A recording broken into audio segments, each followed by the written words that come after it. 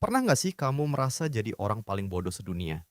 Padahal kamu tahu, secara akademis atau profesional, kamu itu nggak bodoh-bodoh amat.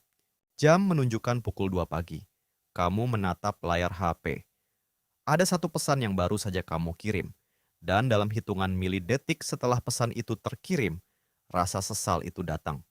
Kamu menatap layar itu, menunggu balasan yang nggak kunjung datang. Padahal besok pagi, kamu punya tanggung jawab di dunia nyata yang harus diselesaikan. Kamu rela mengorbankan waktu tidurmu. Kamu menguras isi dompetmu. Kamu bahkan, diam-diam, menurunkan standar harga dirimu ke titik terendah.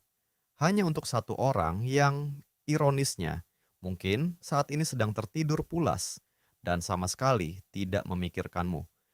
Kita sering menghakimi diri kita sendiri di momen-momen ini. Kita merasa lemah, kita merasa kurang logika, kurang prinsip, atau bahkan kurang iman. Tapi hari ini, saya ingin membebaskanmu dari rasa bersalah itu. Karena ini bukan tentang kelemahan karakter.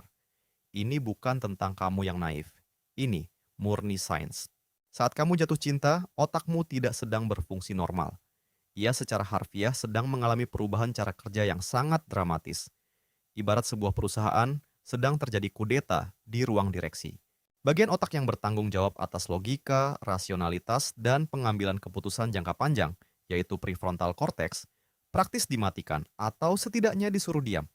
Ini adalah bagian otak yang biasanya mengingatkanmu, "Hei, jangan chat dia lagi, dia udah ghosting kamu 2 hari." Tapi saat jatuh cinta, suara rasional itu dibungkam oleh bagian otak yang lebih primitif. Sistem limbik, pusat emosi, insting, dan dorongan dasar manusia mengambil alih kendali penuh. Ia bekerja overdrive. Hasilnya, kamu tidak lagi bertindak sebagai manusia modern yang rasional. Kamu berevolusi mundur menjadi makhluk yang sepenuhnya disetir oleh perasaan dan impuls. Hormon pertama yang bertanggung jawab atas kekacauan ini adalah dopamin. Kita sering salah paham soal dopamin. Kita pikir ini hormon kebahagiaan.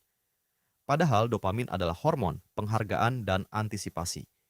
Ini adalah zat kimia yang sama persis yang membuat orang kecanduan bermain game, kecanduan scrolling media sosial tanpa henti, atau kecanduan judi. Saat kamu jatuh cinta, otakmu melepaskan dopamin dalam dosis raksasa. Kapan? Setiap kali kamu melihat fotonya. Setiap kali notifikasi dengan namanya muncul di layar. Bahkan, hanya dengan memikirkan kemungkinan dia membalas pesanmu. Otakmu sedang bermain judi. Apakah dia akan membalas dengan manis kali ini, atau malah dingin? Ketidakpastian itulah yang membuat dopamin memuncak. Kamu menjadi pecandu. Dan layaknya seorang pecandu, kamu akan melakukan hal-hal irasional demi mendapatkan dosis selanjutnya. Lalu, masuklah norepinefrin. Pernahkah jantungmu berdebar sangat kencang hanya karena dia tiba-tiba menyapa? Telapak tanganmu berkeringat dingin, perutmu terasa melilit, kamu gugup tanpa alasan. Kamu mungkin berpikir ini romantis, seperti yang digambarkan di film-film. Tapi secara biologis, ini adalah reaksi kimia yang persis sama dengan respons fight atau flight saat kamu sedang dihadapkan pada bahaya. Misalnya saat dikejar anjing buas. Otakmu merespons kehadiran orang yang kamu cintai seolah-olah itu adalah ancaman eksistensial. Karena bagi sistem sarafmu, taruhannya sangat tinggi. Bagian paling menyiksa dari jatuh cinta bukanlah debar jantungnya, melainkan ketidakmampuan kita untuk memikirkan hal lain. Saat belajar, kamu ingat dia. Saat makan, kamu ingat dia. Ini sangat melelahkan. Tapi kenapa kita jadi seobsesif ini? Jawabannya ada pada serotonin. Serotonin adalah hormon yang mengatur suasana hati, keseimbangan emosi, dan rasa tenang. Ironisnya, saat kamu berada di fase awal jatuh cinta, kadar serotonin di otakmu justru anjlok drastis. Yang mengejutkan, penelitian neuroscience menemukan bahwa tingkat penurunan serotonin pada orang yang sedang kasmaran setara dengan penurunan serotonin pada pasien OCD atau Obsessive Compulsive Disorder. Jadi, ketika kamu tidak bisa berhenti memikirkan setiap detail percakapan kalian atau menganalisis apa maksud dari emoji yang dia kirim, kamu bukan sedang berlebihan. Otakmu memang sedang tergelincir ke dalam mode obsesi klinis sementara. Ada istilah klasik, rose-colored glasses, atau kacamata merah jambu. Sebuah penelitian terkenal dari University College London akhirnya membuktikan ini secara anatomis.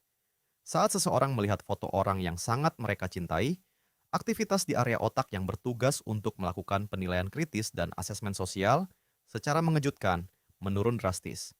Otakmu secara aktif mensabotase kemampuanmu untuk menilai orang tersebut secara objektif. Dia terlambat membalas berjam-jam. Otakmu bilang, dia pekerja keras yang sibuk. Dia sering merendahkanmu. Otakmu bilang, dia cuma lagi capek, dia butuh pengertian. Padahal, jika temanmu yang mengalami perlakuan itu, kamu pasti orang pertama yang menyuruhnya pergi. Ini bukan naif. Ini cara otak memanipulasi realitas untuk mempertahankan kondisi euforia yang sedang ia nikmati. Lalu, apa yang terjadi jika orang itu tiba-tiba menarik diri? Jika dia menghilang atau perhatiannya memudar? Inilah yang paling membuat kita merasa bodoh. Efek withdrawal atau sakau. Gelisah, tidak fokus, sedih yang menekan dada, kehilangan nafsu makan. Rasa sakit patah hati atau diabaikan itu bukan sekadar metafora puitis. Riset dari Stony Brook University menempatkan orang-orang yang baru patah hati ke dalam mesin pemindai otak. Hasilnya mengerikan sekaligus menakjubkan. Area otak yang menyala saat mereka melihat foto mantan mereka adalah area yang sama, persis dengan yang aktif saat seorang pecandu sedang sakau kokain. Cinta, secara neurologis, adalah kecanduan yang sangat brutal. Pertanyaannya, kenapa evolusi merancang kita menjadi begitu rentan dan bodoh? Karena evolusi tidak peduli pada kebahagiaanmu. Evolusi hanya peduli pada kelangsungan spesies. Jika manusia memikirkan pasangan hidup dengan logika murni, mempertimbangkan betapa repotnya menyatukan dua ego, betapa lelahnya membesarkan anak, mungkin umat manusia sudah punah sejak lama. Alam semesta membutuhkan kamu untuk menjadi irasional, menabrak logika, dan jatuh cinta secara total tanpa pikir panjang. Kamu hanyalah kendaraan bagi program yang sudah tertanam jutaan tahun lamanya. Tapi, ada kabar baik dari semua kekacauan neurokimia ini. Fase gila-gilaan ini punya batas kedaluarsa. Biasanya, masa-masa ini berlangsung antara 6 bulan sampai maksimal 2 tahun. Setelah itu, perlahan-lahan, ruang direksi di otakmu mulai ditata ulang. Hormon mulai seimbang. Prefrontal cortex mulai menyala kembali, dan kamu akhirnya bisa melihat hubungan itu dengan mata yang jauh lebih jernih.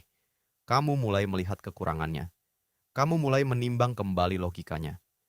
Itulah mengapa orang bijak selalu bilang, cinta yang sesungguhnya butuh waktu untuk matang. Jadi, besok-besok, saat kamu terbangun jam 2 pagi dan merasa menjadi manusia paling idiot karena memikirkan seseorang yang mungkin tidak memikirkanmu, tarik napas panjang. Ingat narasi ini. Kamu sedang berjuang melawan jutaan tahun evolusi dan koktail kimia yang sangat kuat di dalam kepalamu. Merasa bodoh saat jatuh cinta bukanlah tanda bahwa kamu lemah. Itu adalah tanda bahwa kamu adalah manusia yang sangat-sangat normal. Jika dokumentasi ini terasa relate dengan apa yang sedang kamu alami, bagikan video ini.